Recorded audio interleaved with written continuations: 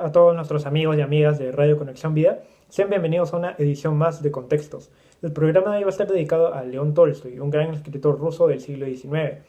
Hace aproximadamente un mes hablábamos de Fyodor Dostoyevsky y no podemos hablar al menos de literatura rusa de una forma más completa sin mencionar también a León Tolstoy, o Lev Tolstoy, como se conoce de forma más nativa en ruso. Él nació en el año 1828 en la localidad de Yasnaya Poliana, una localidad ubicada al sur de Rusia, y este lugar en realidad va a ser muy importante para él porque va a formar parte de una herencia familiar, y Tolstoy, luego de varias crisis, de varios reveses en su vida, va a regresar ocasionalmente a esta especie de finca, un lugar muy espacioso, donde va a tener ocupaciones agrarias, campesinas, y va a tener una vida de retiro ya prácticamente en el último tramo final de su existencia. En realidad la familia de Tolstoy pertenecía a la alta nobleza de Rusia y de hecho sus padres tuvieron una gran afección por la música y sobre todo por las artes y la literatura francesa en específicamente. Desde muy pequeño Tolstoy también se va a familiarizar precisamente con todo este entorno y va a recibir una educación culta relacionada a las artes, ¿no? Cuando era apenas un niño de 2 años, de hecho Tolstoy va a padecer uno de los primeros reveses en su vida. Su madre va a fallecer y producto de este infortunio tanto él como su padre y sus otros 4 hermanos van a mudarse a Moscú. Pero nuevamente va a suceder otra tragedia, ¿no? En el año 1838, básicamente 6 años después, su padre también va a fallecer. Luego de unos 5 o 6 años aproximadamente, Tolstoy, ya huérfano pero en contacto con sus tíos, va a estudiar en la Universidad de Kazán, otra ciudad de Rusia, ¿no? Pero no va a terminar esta carrera, ¿no? Era una carrera relacionada a derecho. Iba a estar muy apartado de las letras que en ese momento ya iba, digamos, teniendo una curiosidad mucho mayor en Tolstoy. Es así como Tolstoy va a pasar en varios momentos de su vida en varias localidades, ¿no? Sobre todo regresando a Yasnaya Poliana y luego entre San Petersburgo y Moscú.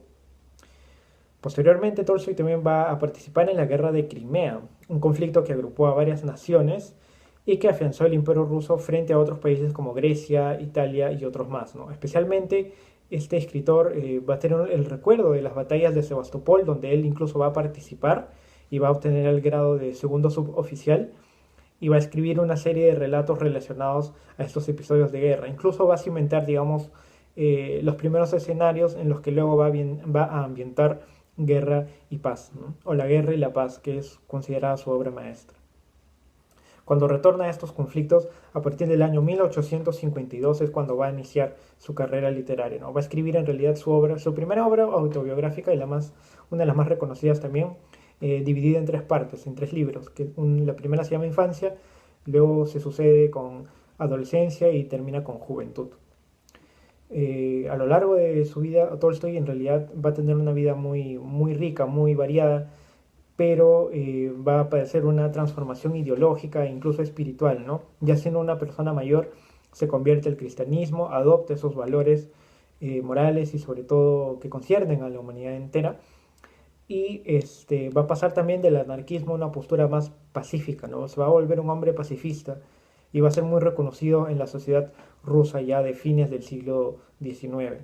Tolstoy finalmente va a morir en el año de 1810, producto de una neumonía y a los 82 años, ¿no? El tramo final de su vida va a escribir más que todo una serie de reflexiones, eh, de, digamos, percepciones íntimas, personales acerca de la vida, de la paz, con una postura en contra de la violencia y de las guerras también, y cuestiones universales. Ese va a ser básicamente el motivo por el que Tolstoy también va a ser muy reconocido en su tiempo, ¿no? De hecho, ya en años anteriores ya él había trabado también amistad con grandes escritores como Rainer Maria Rilke, Alexander Pushkin, Iván Turgenev, George Bernard Shaw y otros más, ¿no? Otro punto que creo que me parece importante es que en el año 2019, el año pasado, el editorial Acantilado publicó un libro inédito de él, ¿no? Y que fue traducido hace pocos meses en realidad, ¿no? Que se llama El Camino de la Vida, que también agrupa una serie de reflexiones ya de Tolstoy, ¿no? De forma personal y que sobre todo va a conllevar a conocer más la obra personal de este autor, ¿no?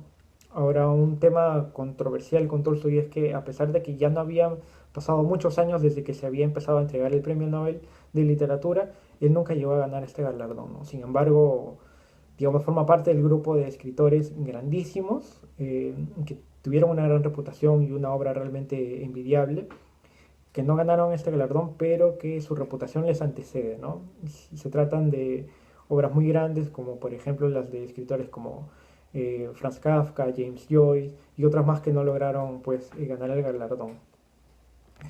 Por hoy tenemos en realidad una selección de cuentos cortos y algunos largos de Tolstoy publicados ya hace muchas décadas, ¿no? Sin embargo, yo tengo acá una edición del año 1983, es una edición española.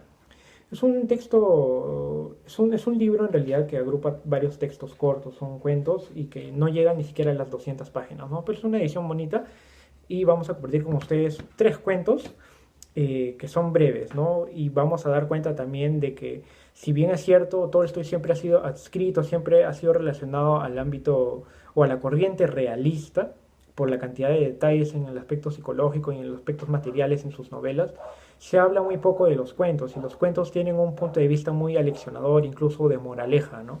Hay varias situaciones que, digamos, resumen toda una visión de la vida, ¿no? Y vamos a centrarnos en estos puntos donde se refleja la vida modesta, la vida campesina, la sencillez, el elogio a la vida campestre, a los obreros o incluso de la misma pobreza, ¿no? Va a haber una gran dignidad en los personajes de Tolstoy y va a condenar la envidia, va a condenar, digamos, esos males que todavía afectan a todas las sociedades del mundo, ¿no? Incluso podría decirse que son cuentos en realidad muy digeribles, muy claros, muy sencillos y que hasta podrían ser adaptados, ¿no? Para un público también infantil. El trabajo, la educación, el pacifismo, como ya les he comentado, son constantes en la obra cuentística, en los relatos cortos de Tolstoy. Vamos a leer uno de ellos que se llama El Mujik, que en ruso significa campesino, y el espíritu de las aguas. Y comienza así. Un mujik dejó caer su hacha en el río y apenado rompió a llorar. El espíritu de las aguas se compadeció de él y presentándole un hacha de oro le preguntó, ¿es la tuya? El mujik respondió, no, no es la mía. El espíritu llevóle otra de plata. Tampoco es esa, dijo nuevamente el mujik. Entonces el espíritu de las aguas le llevó su propia hacha. Viéndola, el mujik exclamó, esa es la mía. Para recompensarle por su honradez, el espíritu de las aguas le regaló las tres hachas.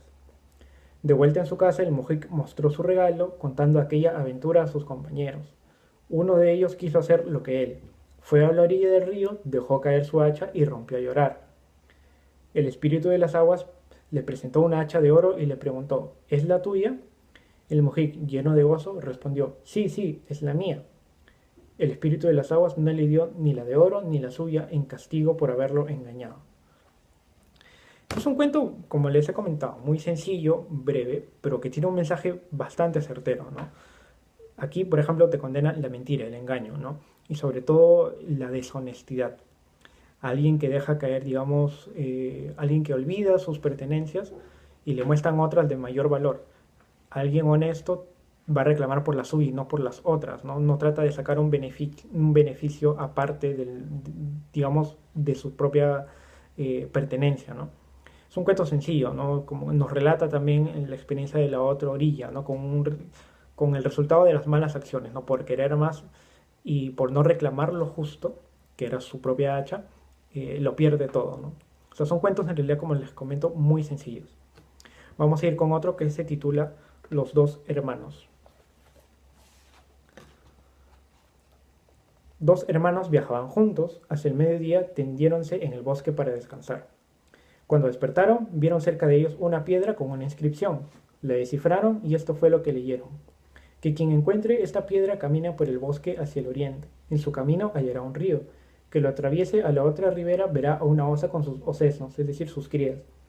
Que coja los osesnos y escape a la montaña sin volverse. Allí verá una casa y en aquella casa encontrará la dicha. Entonces dijo el hermano menor al mayor, vamos juntos, quizá podamos atravesar el río, coger los osesnos, llevarlos a casa y encontrar ambos la dicha. Pero el mayor replicó, no iré en busca de los osos, ni te aconsejo que lo hagas. En primer lugar, porque nada prueba la veracidad de esta inscripción, que acaso sea una broma. En segundo, porque es muy posible que la hayamos leído mal. Y en tercero, aun admitiendo que eso sea la verdad, pasaremos la noche en el bosque. No hallaremos el río y nos extraviaremos. Y aun cuando hallásemos el río, ¿podríamos pasarlo? Quizás sea muy ancha y su corriente rápida. La osa nos degollaría y en vez de la dicha encontraríamos la muerte. Por último, allí no se ve qué dicha es la que se encuentra en aquella casa. Quizás sea una dicha de la que nada podamos hacer. Y el hermano menor repuso, no soy de tu opinión, sin objeto no se escribió eso en esta piedra, el sentido de la inscripción es claro y preciso. En segundo lugar, si no vamos nosotros, otro podrá descubrir esta piedra, hallar la dicha en lugar nuestro y nosotros no obtendremos nada. Y además yo no quiero pasar por cobarde. A lo que dijo el hermano mayor, ¿sabes el proverbio? La codicia rompe el saco. O aquel otro, más vale pájaro en mano que ciento en el aire. El menor replicó, y yo he oído decir, quien no se arriesga no pasa la mar. Y también, bajo una piedra inmóvil no corre el agua, pero me parece que es hora de partir. El menor se va y el otro se quedó. Un poco más lejos en el bosque, el menor encontró un río, lo atravesó y junto a la orilla vio a una osa que dormía. Cogió los asesnos y sin volver la cabeza echó a correr hacia la montaña. En cuanto llegó a la cima, una multitud de gente salió a su encuentro y lo transportó a la ciudad donde se le nombró rey. Reinó 5 años, al sexto otro soberano más fuerte que él le declaró la guerra, se apoderó de la ciudad y lo expulsó. Entonces el hermano menor erró de nuevo y volvió a la casa del mayor, que vivía pacíficamente en el campo, ni rico ni pobre. Ambos hermanos sintieron mucho gusto contándose sus vidas. Bien ves, le dijo el mayor, que yo estaba en lo cierto, he vivido sin sobresaltos, y tú, que fuiste rey, piensa cuán atormentada fue tu vida. El menor le respondió, no deploro mi aventura en el bosque. Cierto que ahora ya no soy nada, pero tengo para embellecer mi vejez el corazón lleno de recuerdos, mientras que tú no los tienes. Aquí tenemos un cuento también que creo sintetiza mucho la vida de Tolstoy, ¿no? Una vida llena de experiencias en las que, digamos, según nos sugiere en el cuento, es más provechoso tener una vida más llena de recuerdos, más llena de situaciones, circunstancias adversas o positivas que uno haya tenido, en lugar de siempre inhibirse o no arriesgarse, como lo comenta en el propio cuento que se llama Los dos hermanos, ¿no? Tienen un mensaje y una especie de moraleja en realidad bastante clara y muy efectiva, ¿no? A veces es mejor enfrentar las situaciones que simplemente esquivarlas. Y creo que esa es otra situación y otro mensaje que nos deja Tolstoy en estos cuentos breves. Vamos con el último, que se titula El perro muerto. Jesús llegó una tarde a las puertas de una ciudad e hizo adelantarse a sus discípulos para preparar la cena. El impelido al bien y a la caridad internóse por las calles hasta la plaza del mercado, es decir, se adentró en el mercado. Allí vio en un rincón algunas personas agrupadas que contemplaban un objeto en el suelo y acercóse para ver qué cosa podía llamarles la atención. Era un perro muerto, atado al cuello por la cuerda que había servido para arrastrarle por el lodo. Jamás cosa más vil, más repugnante, más impura se había ofrecido a los ojos de los hombres. Y todos los que estaban en el grupo miraban hacia el suelo con desagrado. Esto emponzoña el aire, dijo uno de los presentes. Este animal putrefacto estorbará la vía por mucho tiempo, dijo otro. Miren su piel, dijo un tercero. No hay un solo fragmento que pudiera aprovecharse para cortar unas sandalias. ¿Y sus orejas? Exclamó un cuarto. Son asquerosas y están llenas de sangre. Habrá sido ahorcado por ladrón, añadió otro. Jesús los escuchó y dirigiendo una mirada de compasión al animal inmundo, dijo, sus dientes son más blancos y hermosos que las perlas. Entonces el pueblo admirado volvióse hacia él, exclamando, ¿quién es este? ¿Será Jesús de Nazaret? Solo él podría encontrar de qué condolerse y hasta algo que alabar en un perro muerto. Y todos, avergonzados, siguieron su camino, prosternándose ante el Hijo de Dios, es decir, inclinándose ante el Hijo de Dios. Esto es un relato en realidad muy, muy bonito, ¿no? Porque desde la perspectiva de este gran escritor ruso que fue Tolstoy, los acontecimientos de la vida siempre pasan a través de la óptica, ¿no? Como se dice, todo depende del ojo con que se mira, ¿no? Algunos prefieren ver lo malo, otros lo bello, y pocos realmente lo bello dentro de lo malo, ¿no? Que es el caso de este cuento, ¿no? Un perro, una mascota que lamentablemente ha fallecido de una manera, digamos, tan brutal. Y sin embargo Jesús, que para este momento Tolstoy también ya, digamos, está más afín al cristianismo, trata de ensalzar y de elevar un poco esa imagen de alguien que se compadece y que no se queda solamente con lo malo, ¿no? Sino que trata de dar una enseñanza con ello, ¿no? Es decir, Tolstoy en realidad nos sirve estas perspectivas, nos presenta estos puntos de vista para que el lector también reflexione sobre ellas y funcione, ¿no? En realidad el relato funciona muy bien. Todos creo que en algún momento nos hemos podido identificar con uno u otro personaje de este cuento corto, ¿no? Bueno, yo creo que en síntesis podemos afirmar que la obra de Tolstoy es bien variada, o sea, tiene un fin aleccionador, al menos en relación a sus cuentos, y sobre todo creo que para otras ediciones, por otros programas, podemos adentrarnos en otra clase de relatos que tiene Tolstoy, ¿no? Un poco más largos, incluso más filosóficos, ¿no? De temas también mucho más variados y complejos, como por ejemplo la sexualidad, la castidad, los conflictos sociales y sobre todo el funcionamiento o el mal funcionamiento del sistema de justicia y las convenciones sociales, ¿no? Hay una gran cantidad de cuentos que ha escrito Tolstoy que también van más allá, ¿no? Estos cuentos en realidad son muy sencillos, pero como les comento, muy efectivos, ¿no? Recuerden que todas esas historias que hemos leído en este libro también las pueden encontrar en internet, ¿no? Espero que el programa haya sido de su agrado. Nosotros ya nos vamos a reencontrar en la próxima edición de Contextos y no olviden seguirnos en nuestras redes sociales y nuestra página web www.conexionvida.pe. Conmigo será hasta la próxima.